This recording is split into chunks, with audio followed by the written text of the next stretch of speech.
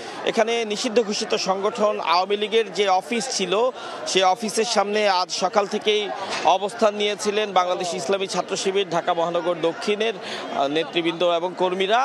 এবং একই সাথে অবস্থান নিয়েছেন জুলাই যোদ্ধা সংসদ। তাদের প্রত্যেকের আজকের যে অবস্থান কর্মসূচি, সে অবস্থান কর্মসূচির অন্যতম যে কারণ সেটি হচ্ছে তারা অভিযোগ করছেন যে গত ৩-৪ দিন ধরে যে নৈরাজ্য চালিয়েছে নিষিদ্ধ ঘোষিত সংগঠন আওয়ামী লীগের কর্মীরা, যেভাবে বাসে আগুন দিয়েছে, যেভাবে ককটেল ফাটিয়েছে, এর মাধ্যমে যেভাবে নৈরাজ্য সৃষ্টি করেছে, তাতে সংক্ষুব্ধ হয়েই তাদের আজ এই বিক্ষুব্ধ অবস্থান। তারা বিক্ষোভ প্রদর্শন করছেন, তারা বিক্ষোভ মিছিল করেছেন, এবং এই মুহূর্তে দেখতে পাচ্ছেন যে আওয়ামী লীগের যে পরিত্যক্ত অফিসটি রয়েছে সেই অফিসের উপরে 4র্থ তলার উপরে এক জায়গা থেকে আমরা ধোঁয়া উঠতে দেখতে পাচ্ছি। এখানে বিক্ষুব্ধরা আগুন জ্বালিয়েছেন, এবং কিছু সময় আগে এখানে এই যে আওয়ামী লীগ অফিসের এখানে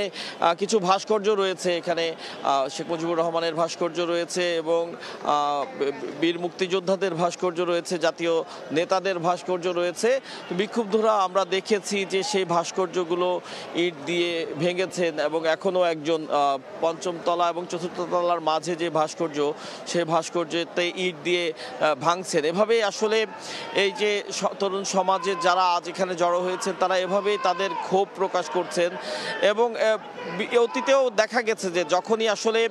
এই নিষিদ্ধ ঘোষিত সংগঠন আওয়ামী লীগ নতুন করে কোনো কর্মসূচি দেয় এবং মাঠে থাকার কোনো ঘোষণা বা হুঁশিয়ারি তারা দেয়, তার প্রেক্ষিতে এই তরুণ সমাজ তারা কিন্তু একতাবদ্ধ হয়ে অবস্থান নেন। এবং এর আগেও আমরা দেখেছি যে বিভিন্ন সময় যখন আওয়ামী লীগ কোনো না কোনো কর্মসূচি দিয়েছে, তার প্রেক্ষিতে এই সাবেক বঙ্গবন্ধু অ্যাভিনিউ, অর্থাৎ বর্তমান যে আবরার ফাহাদ অ্যাভিনিউ, এই অ্যাভিনিউতে আওয়ামী লীগের যে পরিত্যক্ত অফিসটি, এখানে আজকে যদি আগুন লাগানো হয়, যতটুকু আমাদের জানা আছে যে এ নিয়ে হয়তো 4র্থ দফা এখানে অগ্নিসংযোগ করা হয়েছে। অর্থাৎ বিক্ষুব্ধরা কিন্তু তাদের ক্ষোভ প্রকাশ থেকে বিরত নেই, তারা ক্ষোভ প্রকাশ করছেন। এবং এখানে কিছু সময় আগে ইনকিলাব মঞ্চ তারাও তাদের অবস্থান কর্মসূচি পালন করেছে, পরবর্তীতে তারা তাদের একটি মিছিল নিয়ে শাহবাগের দিকে গিয়েছেন। তো এই যে আজ ট্রাইব্যুনালে যেই রায় ঘোষণার তারিখের জন্য নির্ধারিত একটি দিন, এবং এই রায় ঘোষণার তারিখ নির্ধারণ উপলক্ষে গত কয়েকদিন ধরেই বেশ নৈরাজ্য চলছে রাজধানী সহ বেশ কিছু জায়গায়। এই পর্যন্ত প্রায় 20টির কাছাকাছি পরিবহনে আগুন দেওয়া হয়েছে, বিভিন্ন জায়গায় প্রায় 30টির কাছাকাছি ককটেল ফাটানো হয়েছে, এবং ককটেল সহ বেশ কিছু দুর্বৃত্তকেও আটক করেছে আইন শৃঙ্খলা রক্ষাকারী বাহিনী। এবং আজ সকালে এই বঙ্গবন্ধু অ্যাভিনিউতে সকাল বলতে ঠিক 11:30-12টার দিকে যেমনটি একটি ঘটনা ঘটেছে আমরা জেনেছি, সেটি হচ্ছে যে এখানে ইসলামী ছাত্র শিবিরের নেতৃবৃন্দ এবং নেতাকর্মীরা তারা অবস্থান নিয়েছিলেন। এই সময় আওয়ামী লীগের 2জন কর্মীকে তারা প্রথমে সন্দেহ করেন, এবং পরবর্তীতে তাদের মোবাইল চেক করে তারা নিশ্চিত হন যে এরা আসলে আওয়ামী লীগ কর্মী, এবং যার প্রেক্ষিতে তারা তাদেরকে মারধর করেছে, এবং পরবর্তীতে তাদেরকে আইন শৃঙ্খলা রক্ষাকারী বাহিনীর হাতে সোপর্দ করেছে। তো যে বিষয়টি আসলে আজ সকালেই বাংলাদেশ জামায়াতে ইসলামীর ঢাকা মহানগর দক্ষিণ শাখার নেতাকর্মীরা বায়তুল মোকাররমে একটি বিক্ষোভ সমাবেশ করেছিলেন। সেই বিক্ষোভ সমাবেশে তারা বলেছিলেন যে যেখানেই আসলে এই আওয়ামী লীগ নিষিদ্ধ সংগঠন আওয়ামী লীগের নেতাকর্মীদের পাওয়া যাবে, এবং যারা নৈরাজ্য সৃষ্টির চেষ্টা করবে তাদেরকে যাতে যত শীঘ্রই সম্ভব আইন শৃঙ্খলা রক্ষাকারী বাহিনীর হাতে সোপর্দ করা হয়। এবং তারা হুঁশিয়ারি দিয়েছেন শেখ হাসিনার প্রতি যে তিনি বিদেশে বসে যে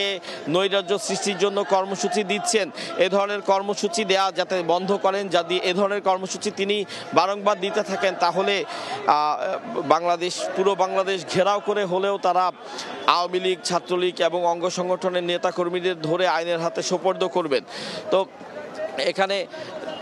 জুলাই যোদ্ধা সংসদ যাদের কথা বলেছি যে একটু আগে, তারা উপরে অবস্থান কর্মসূচি তারা পালন করছিলেন, তারা বর্তমানে নিচে নেমে এসছেন, এবং তারা তাদের বিক্ষুব্ধ মত প্রকাশ করছেন যে এই যে নৈরাজ্য সৃষ্টি হয়েছে